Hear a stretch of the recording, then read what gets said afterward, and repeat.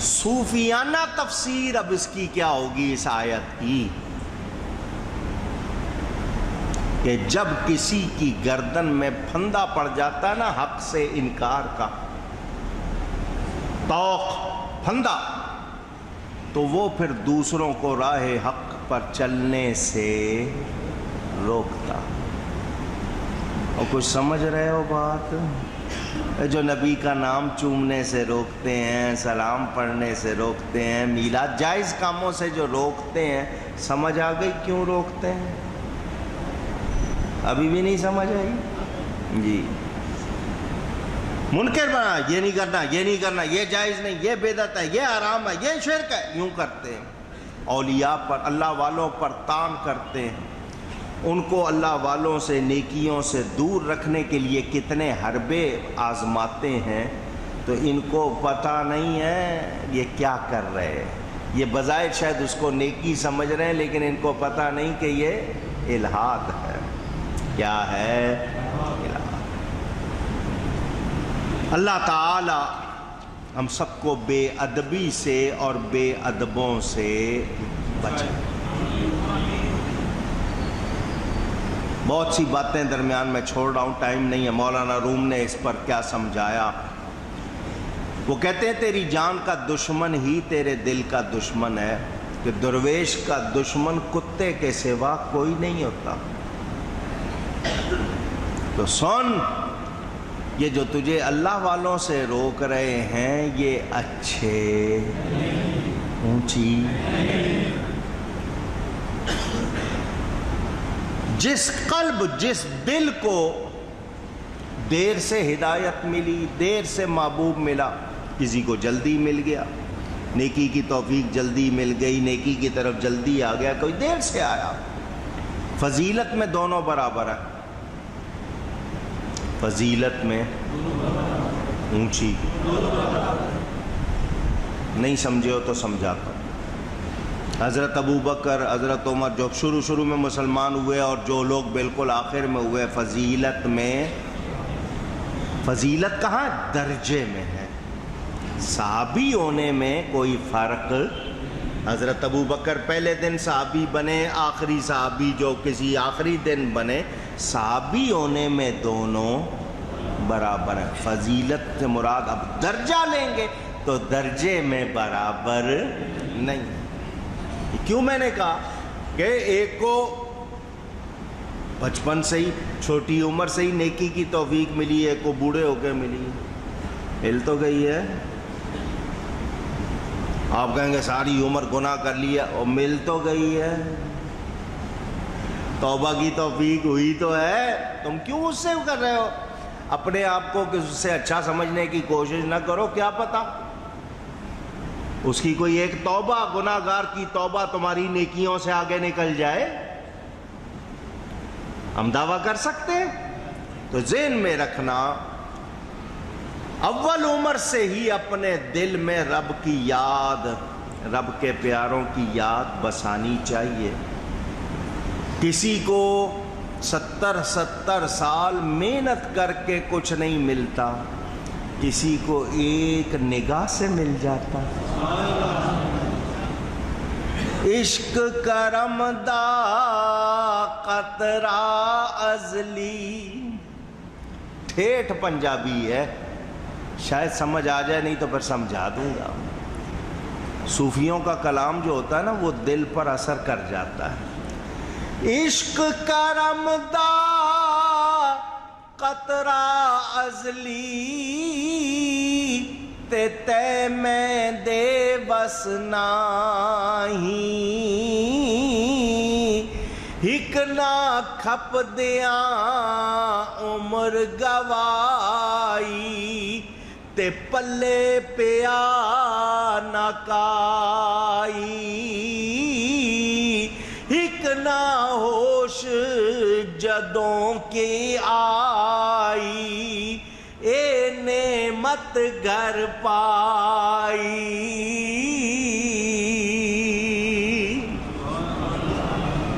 نہیں سمجھ آئی تو سمجھاتا ہوں۔ وہ کہتے ہیں یہ جو کرم ہے نا رب کا، کہ آپ کو نبی کی محبت نصیب ہو گئی، اللہ سے لو لگ گئی، یہ ازل میں جس پر ہونا تھا کرم ہو گیا، ازل میں جس پر کرم ہونا تھا ہو گیا، جس کے حصے میں تھا یہ اس کو مل گیا۔ اب دنیا میں کیا ہوا؟ ہک نہ کھپ دیاں عمر گوائی، ایک وہ ہے اور جس نے بستر لوٹا اٹھا کے گلی گلی پھیرا ہے، کھپتا رہا ہے، پلے پیا نہ کائی، اس کے ہاتھ کچھ آیا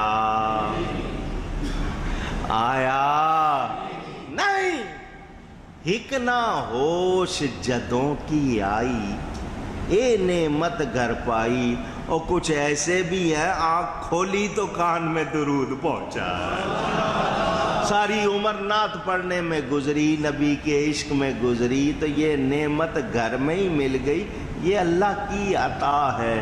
میں اپنے حضرت صاحب کا جملہ اس وقت نہیں سمجھتا تھا، جب سنتا تھا بچہ تھا، بعد میں سمجھ آیا۔ فرماتے تھے اللہ کریم جس پر بہت مہربان ہوتا ہے اس کے دل میں اپنے حبیب کی محبت ڈال دیتا ہے۔ اور کچھ سمجھے ہو؟ اس پہ شکر کیا کرو۔ کیا کیا کرو؟ اونچی شکر کیا۔ بچوں کو ابھی سے سکھاؤ، نبی کا نام چومنا سکھاؤ، نبی کا ادب سکھاؤ، حضور صلی اللہ علیہ وسلم کا ذکر سن کے درود پڑھنا سکھاؤ، تو تاکہ ان کے اندر یہ چیز راسخ ہو جائے۔ حضرت عیسیٰ کا لقب مسیح قرآن میں بھی بیان ہوا ہے۔ حافظ شیرازی رحمت اللہ علیہ کا شعر ہے نا، فیض روح القدس از باز مدد فرماید، وگراں ہم بکنند آنچ مسیحا می کرد۔ وہ کہتے ہیں روح قدس کا دروازہ، یعنی اللہ کی طرف سے فیض کا دروازہ کب کھلتا ہے؟ تمہارے کھولنے سے نہیں کھلتا، جب کرم ہوتا ہے تو کھلتا ہے۔ اور کرم کب ہوتا ہے؟ جب محبت ہو، جب محبت نہیں ہے، مجبوری آئے بیٹھے ہیں، نماز میں دل نہیں لگ رہا، درود پڑھنے کو جی نہیں چاہ رہا، نیکی میں نہیں، گانے میں، دوسری چیزوں میں لگ رہا ہے، تو پھر فیض کا دروازہ نہیں کھلتا۔ ورنہ مسیح ہاتھ پھیرنے والا تو وہی کرے گا نا جو اس نے کرنا ہے، لیکن یہ کرم ہو جائے۔ اب دو صورتیں ہیں، یا تو شوق ہو اور آپ محنت کریں، اور یا کسی کی نگاہ پڑ جائے، کسی کی نگاہ پڑ جائے تو پھر کیا ہو جاتا ہے؟ بیڑا۔ وہ جو مدت بعد ملنا ہوتا ہے وہ لمحے بھر میں مل جاتا ہے۔ کرم کی باتیں ہیں، کیا ہے؟ اونچی اور چھوٹی سی غلطی سے کبھی کبھی محنت ضائع ہو جاتی ہے۔ مولوی قلندر صاحب کا واقعہ دوسروں نے بھی لکھا ہے، دوسرے سمجھ گئے نا، پوچھ رہا ہوں، ہاں انہوں نے بھی لکھا۔ استاد تھے، پڑھاتے تھے کہیں، ایک سید لڑکا آتا تھا پڑھنے، وجہ نہیں تھی، غصہ آ گیا، اس کو تھپڑ مار دیا۔ یہ مولوی صاحب جو قلندر صاحب تھے صاحب حضوری تھے۔ کون تھے؟ صاحب حضوری کس کو کہا جاتا ہے؟ جس کو حضور کی بارگاہ میں قرب حاصل ہو، روز زیارت ہو، روز، اس کو صاحب حضور۔ یہ مولوی قلندر صاحب صاحب حضوری تھے۔ وہ بچہ کہیں پڑھنے آتا تھا، کوئی بات ہو گئی، غصہ آ گیا، حالانکہ کوئی خاص بات نہیں تھی، تھپڑ مار دیا اس کو۔ جانتے تھے کیا کر دیا؟ ایک ہے استاد کا مارنا کسی وجہ سے، تو اس پر بھی علماء نے سکھایا کہ یہ سمجھو اگر سید لڑکا ہے اس کو مارنا نہیں ہے، لیکن وہ بہت زیادہ شرارتی ہے تو یہ سمجھ کے کہ یہ شہزادہ ہے، پاؤں کو کیچڑ لگ گئی ہے، وہ صاف کرنی ہے تاکہ اس کا مزاج درست ہو جائے، ورنہ اس طرح جس طرح دوسروں کو سزا دی جاتی ہے ہم نہیں۔ لیکن اگر گناہ ہوگا، کوئی پکڑ ہے جو قانونی طور پر، وہ شریعت کی پکڑ سب کے لیے، اس میں بات نہیں ہوگی کہ عدالت کہہ دے کہ سید ہے، اس کو گناہ معاف ہے، ایسی بات۔ تھپڑ مار دیا، لگ گیا۔ مولانا صاحب کی زیارت بند ہو گئی، زیارت جس کو روز زیارت ہوتی ہو اور بند ہو جائے، جو حال اس کا ہو وہ میں اور آپ سمجھ سکتے نہیں۔ بڑا روئے، بچے سے معافی مانگی، دعا بھی کروائی، اس کی بہت خدمت کی، لیکن زیارت نہیں ہو رہی۔ اس کے پاس جا، اس کے پاس جا، اس بزرگ سے مل، اس بزرگ سے مل، حضرت جی بہت روتے تھے، زیارت۔ کسی نے کہا مدینہ منورہ جاؤ، سفر کر کے وہاں پہنچ گئے، وہاں بھی روضہ شریف پہ جا کے بہت معافی چاہی، دعا کی، روئے گڑ گڑائے، زیارت اونچی۔ جب کرم ہوتا ہے حالات بدل جاتے، کھوٹے سکے سرے بازار بھی چل جاتے۔ کسی نے کہا مولانا صاحب یہاں ایک خاتون ہے، عورت ہے مجذوبہ سی، اب پرانے سے کپڑے پہنے ہوں گے، 6-7 کپڑے پہنے ہوں گے بجائے 2 کپڑوں کے، بہت سارے کپڑے پہنے ہوں گے، کچھ مجذوبہ سی عورت ہے، وہ کبھی کبھی زیارت کو آتی ہے، اس کے پاؤں پکڑ لینا، کام کروانا ہے نا، اس کے پاؤں اونچی۔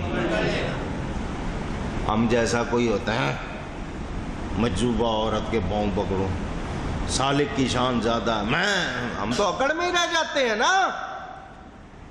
انہوں نے سن لیا، چونکہ جو ان پر گزر رہی تھی، بیت رہی تھی، وہی جانتے تھے، اور اس کے راستے میں کھڑے ہو گئے جہاں سے وہ گزرتی تھی، آتی تھی۔ وہ جب آئی، لوگوں نے بتایا یہ ہے، اس کے پاؤں میں گر گئے، روئے، کیونکہ دل پہ جو چوٹ لگی ہوئی تھی وہ گہری تھی، اندر سے ان کا رونا نکلا۔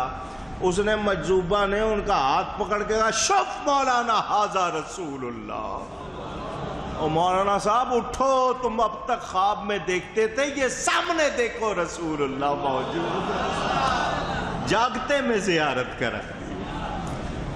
مگر چھوٹی سی غلطی پہ پکڑ ہوئی یا نہیں ہوئی؟ تو یہ جو منہ پھاڑ پھاڑ کے نبی کے لیے غلط جملے کہتے ہیں، کتابوں میں لکھتے ہیں، کیا یہ نبی کے عشق کا دعویٰ کر سکتے ہیں؟ اونچی سوچنا چاہیے، سوچنا چاہیے۔ میرے دوستوں اور بزرگوں، کرم ہو آدمی رات کو سوئے، کچھ راتوں رات ہی کرم ہو گیا، صبح اٹھے دنیا بدلی گئی، ادھر یا ادھر دونوں طرح ہوتا ہے۔ تو نیک اپنے آپ کو یہ نہ سمجھے کہ میں اب نیک ہوں تو میں کچھ نہیں بگڑ سکتا، نہیں، ہر وقت دعا کیا کرو، یا اللہ جو نعمت دی ہے یہ چھینے نہیں، زوال نعمت سے بچانا، یہ نعمتیں قائم رہیں، اس کا فضل ہوگا تو بات بنے گی، ورنہ بنتی اونچی گئی ہے۔ ہاں، یہ ذہن میں رکھیں۔ اب یہاں میں نے ایک بات صوفیوں کے لیے کرنی ہے، دل کیا ہے؟ سائنس نہیں مانتی، سائنس کہتی ہے دماغی ہے سب کچھ، دل کا کام صرف پمپنگ کرنا، خون پمپ کرتا اور کچھ نہیں کرتا، یہ سائنس۔ دل سائنس کا ہوتا تو سائنس ایسی کیوں ہوتی؟ اگر واقعی سائنس کا دل ہوتا تو جتنے سائنس پڑھتے ہیں ولی اللہ بن جاتے ہیں، ان کے پاس دل نہیں ہے۔ سنیں، وہ ایک خانے میں 2 مہمان ٹھہرتے ہیں، پوچھ رہا ہوں، ایک دوست ہو ایک دشمن ہو، ایک خانے میں ٹھہریں گے؟ دل ہے نا، دل، یہ عرش اللہ ہے، اللہ کا عرش ہے۔ کیا ہے؟ میرا کہنا نہیں، حدیث شریف ہے، قلب المؤمن عرش اللہ تعالی، مومن کا دل اللہ کا آواز۔ آپ کے دل میں کون بس رہا ہے؟ اور کہہ رہے ہو بتاؤ سچ کون ہے؟ دنیا، خواہشات، او فلانا ایکٹر، فلانا کرکٹر، فلانا، میں اس کا بڑا فین ہوں، پتہ نہیں ملت فین ہے یا پاک فین ہے۔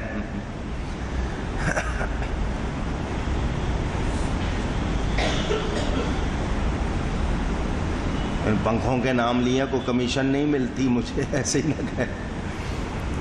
بہت زیادہ مجھے حیرت ہوتی ہے مسلمان کہلا کے کافروں کے یہود و نصارہ کو، جی مجھے ان سے بہت اچھے لگتے ہیں، یوں آپ یہ باتیں کرتے ہو، شرم نہیں آتی؟ مسلمان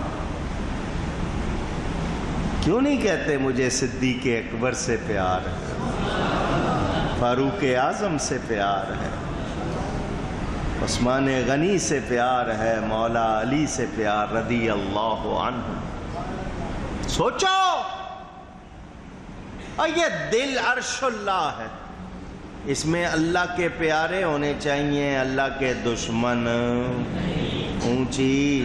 یہ محبت الہی کا مرکز ہے، گنجینہ ہے، غیر اللہ کی محبت کی یہاں گنجائش۔ غیر اللہ سے مراد وہ جو اللہ کے پیارے نہیں، جو اللہ کے پیارے ہیں ان کی محبت تو اللہ کی محبت ہے، کیونکہ اللہ کے لیے ان کو چاہا جاتا ہے۔ تو اب یہ دل جو ہے نا، دل، اس دل میں اگر گڑبڑ ہو جائے تو پھر بتاؤ، جس کمرے میں آپ کا دشمن ہو آپ جائیں گے، رہنا پسند کریں گے؟ یا خانہ دو مہمان نہ گنجت، فارسی کی کہاوت ہے نا، اس میں ایک کمرے میں دو الگ الگ لوگ ہوں جو دوسرے وہ نہیں ڈرتے۔ تو آپ کے دل میں اگر وہ ہوں جو اللہ کو پیارے نہیں ہیں تو پھر اس میں اللہ سمائے گا؟ اونچی کہیے، نہیں سمائے گا۔ تو ہم نے کیا کرنا ہے؟ دل کی صفائی۔ کیا کرنا ہے؟ اونچی کہیں۔ وہ کیسے ہوتی ہے؟ وہ کسی ڈٹرجنٹ پاؤڈر سے ہوگی یا لیکوڈ سے ہوگی؟ صابن کی پیٹی لے آؤ بازار سے، پوری رگڑ رگڑ کے دل دھو لو، صفائی ہو جائے گی؟ اونچی۔ وہ کسی اللہ والے کی نگاہ سے ہوگی۔ کس سے ہوگی؟ قال را